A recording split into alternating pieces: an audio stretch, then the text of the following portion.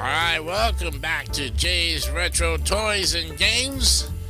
In this episode, the spotlight turns to one of the most groundbreaking consoles in gaming history, the Nintendo 64. And it was more than just a machine. It was a symbol of innovation, creativity, and the boundless imagination of an era when gaming took its first true steps into the third dimension. The mid-1990s were a time of transformation, and the gaming world was shifting from the pixelated 2D landscapes of the 8-bit and 16-bit eras into a bold new frontier. 3D gaming, yeah. But Nintendo, already a household name thanks to the NES and Super Nintendo, was ready to lead the charge once again. But the journey to the Nintendo 64 was not an easy one. It was a story of ambition, risk, and the relentless pursuit of innovation. Episode 90 on this January 1st, 2026. Happy New Year! Jay's Retro Toys and Games starts right now.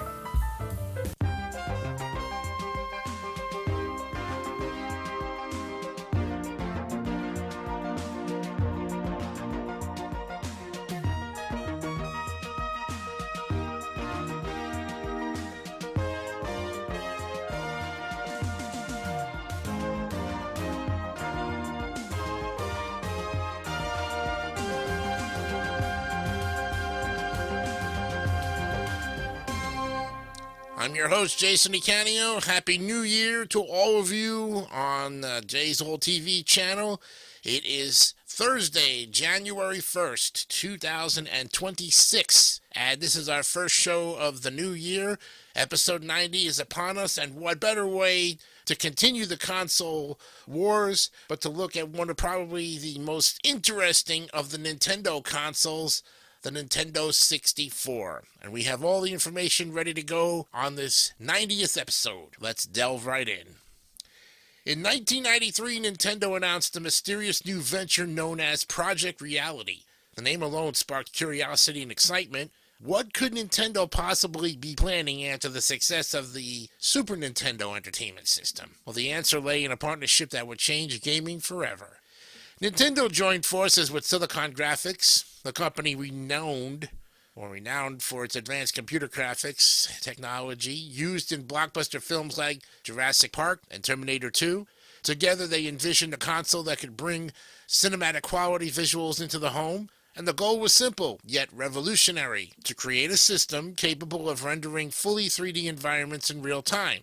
The collaboration was ambitious. Nintendo's engineers worked tirelessly to adapt Silicon Graphics' high-end technology into a consumer-friendly console. The result was a 64-bit processor, a massive leap forward from the 16-bit systems of the previous generation. And this new architecture promised smoother animations, more detailed environments, and gameplay experiences that felt alive. But innovation came with challenges.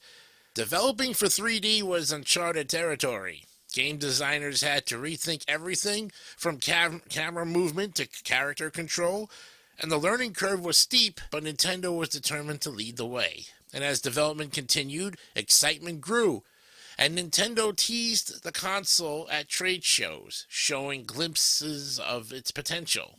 Originally planned for a release in 1995, the system faced multiple delays as engineers refined the hardware and developers worked to perfect the launch titles. The delays frustrated fans, but also built anticipation.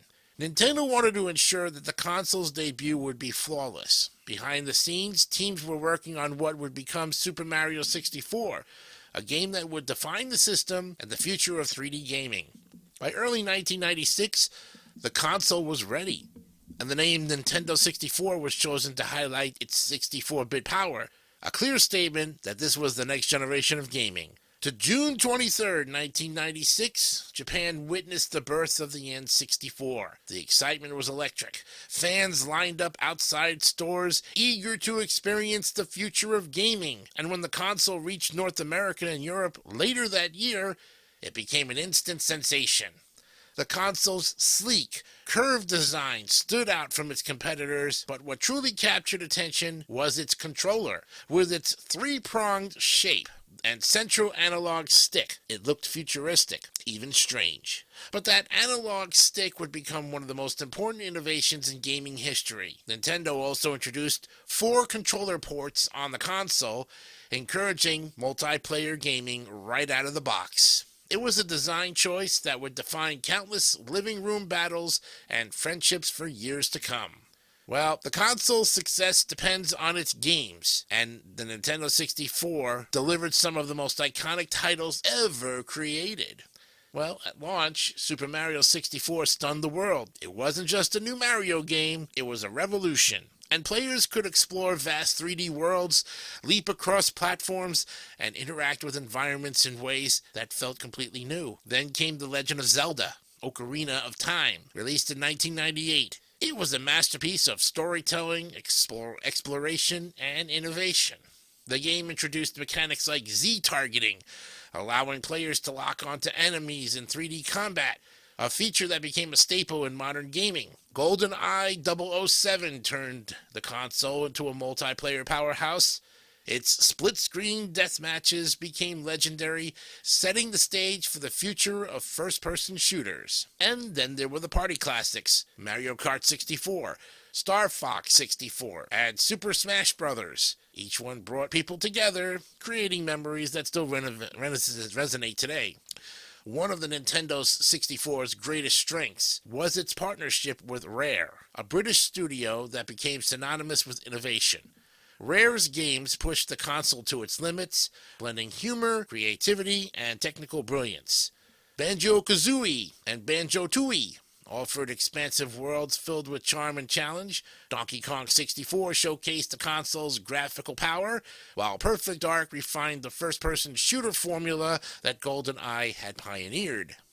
Rare's contributions gave the N64 a unique identity, one that balanced Nintendo's family-friendly image with more mature, complex gameplay experiences.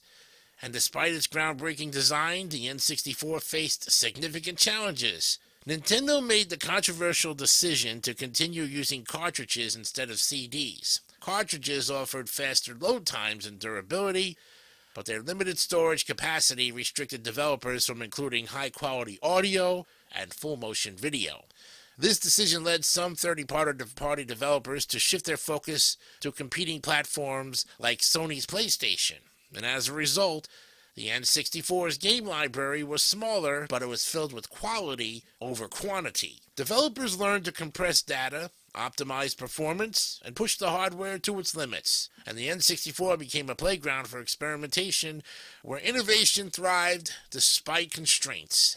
The N64 was the first console to make 4-player gaming a standard feature, and this simple design choice transformed how people played together. Games like Mario Kart 64, GoldenEye 007, and Super Smash Bros. Turned living rooms into arenas of laughter, competition, and chaos. The N64 became the heart of social gaming long before online multiplayer became the norm. The console's emphasis on shared experiences helped define Nintendo's identity for decades to come, and a company focused on bringing people together through play. The mid-90s gaming landscape was fiercely competitive. Sony's PlayStation had entered the market with a sleek design, CD-based games, and a marketing strategy that appealed to older audiences. Sega's Saturn was also vying for attention, though it struggled to find its footing. Nintendo, meanwhile, stayed true to its family-friendly image, and the company focused on fun, creativity, and accessibility. And while the PlayStation attracted teens and adults with mature titles, the N64 captured the hearts of families and younger players. And although the PlayStation ultimately outsold the N64, Nintendo's console left an indelible mark, and it proved that innovation and creativity could stand alongside commercial success. The N64 wasn't just about games, it was about experimentation. The console introduced a range of accessories that had expanded its capabilities. The Rumble Pack added force feedback, letting players feel every explosion and impact. The expansion pack boosted the console's memory, enabling more detailed graphics in games like Donkey Kong 64 and The Legend of Zelda Majora's Mask. Nintendo even experimented with a 64DD or Double D, a disc drive add-on that promised new possibilities, but it never achieved commercial success. And despite its limited release, it showed Nintendo's willingness to innovate and take risks. Decades later, the N64 remains a beloved icon. Its games continue to inspire developers, and its innovations, from the analog stick to 3D world design, are now industry standards. The console spirit lives on through re-releases, emulators, and modern platforms like the Nintendo Switch online service, where new generations can experience the classics that defined an era. Collectors still cherish the original hardware, and fans continue to celebrate its legacy through conventions, speedrums, and online communities. The N64 wasn't just a console, it was a cultural milestone, and it bridged the gap between the old and the new, between pixels and polygons, between imagination and reality. The N64 changed gaming forever. It redefined how games were played, how they were designed, and how they were remembered.